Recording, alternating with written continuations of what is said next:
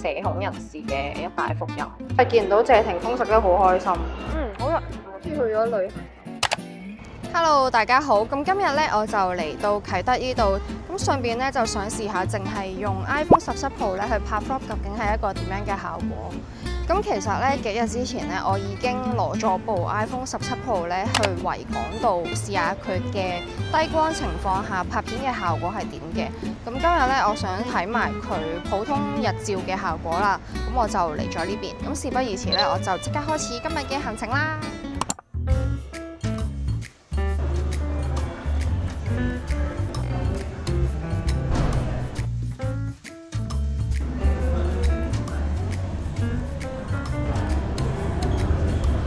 其實咧，我係超級怕喺呢啲公眾場合，特別喺香港嘅場合度拍 vlog 咯，因為我係有啲驚係俾人哋注視住嗰個目光。但我覺得今次 iPhone 17 Pro 咧，佢可以將呢個打直嘅，即係可以將個電話打直影打橫嘅片咧，我覺得呢個功能咧，簡直係對我哋呢啲社恐人士嘅一大福音。我而家就算咁樣擺部電話喺度啦，仲有一個迷你嘅小腳架，我覺得都唔係話非常之招搖咯。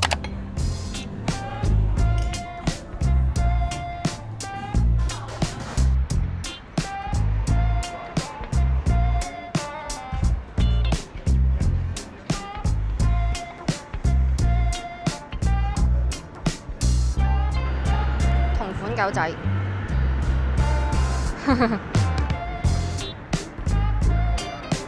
咁我都同佢到此一遊一下先。So cute！哇，好熱啊！好熱啊！好熱！快啲入冷氣地方。走。呢度都有。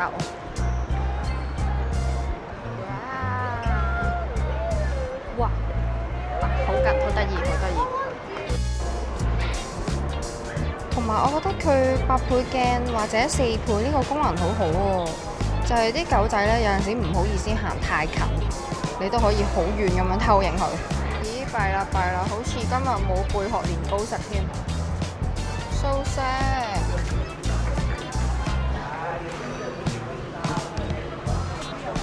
我發現咗一樣嘢啊，原來個貝殼年糕我冇睇錯啊，有得買啊！好似仲有呢個抹茶菠蘿包都好出名嘅，不過我今日嘅目標係呢個貝殼年糕。Thank you。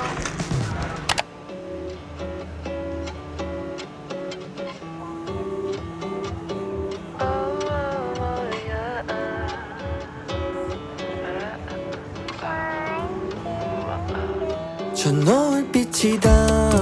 幾日見到謝霆鋒食得好開心。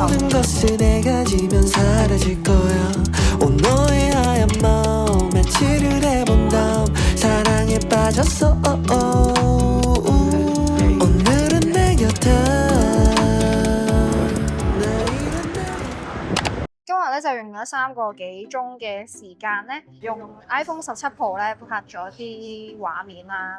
咁今晚去到夜晚黑嘅時候咧，我就會用 Apple Log 2嘅功能去試一試夜晚嘅拍攝，同埋去睇下攝影初哥去用 Apple Log 2咧係咪一件好困難嘅事啦。咁我哋就一齊睇下夜晚用 Apple Log 2去拍攝嘅效果係點樣啦。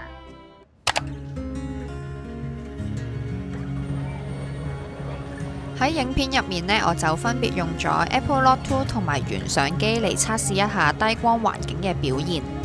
咁原相機呢，因為佢有智能嘅運算啦，所以呢第一眼望落去就已經會覺得好 sharp 同埋好乾淨。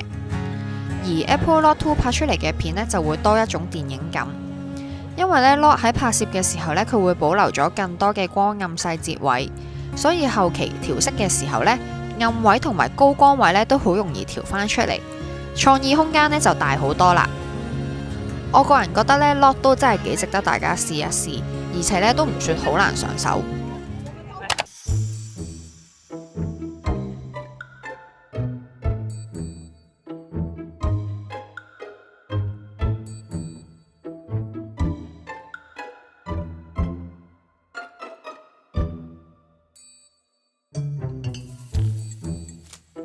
好啦，今日咧係我第2日嚟啟德啦。咁因為咧，琴日我食咗2個包就飽咗，但係其實咧我仲有一個糖水好想試，所以今日咧就特登嚟再試一試個糖水。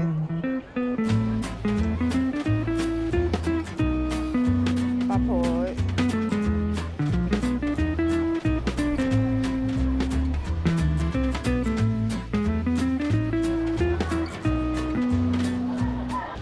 我第一次用呢個功能啊！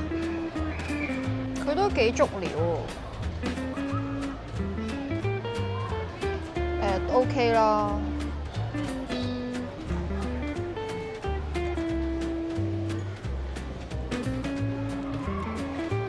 哇！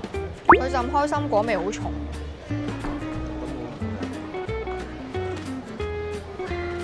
好啦，佢好多雪燕啊，好開心啊！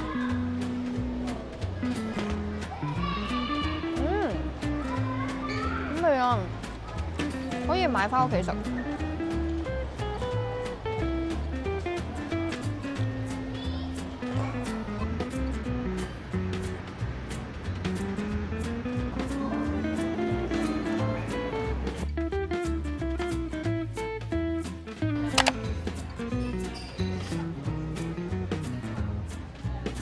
雞肉幾滑。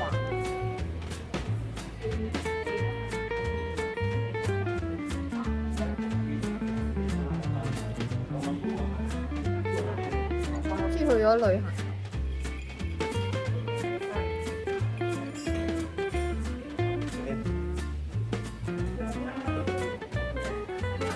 呢間燒得幾好味，怪之得佢都貴啲啊！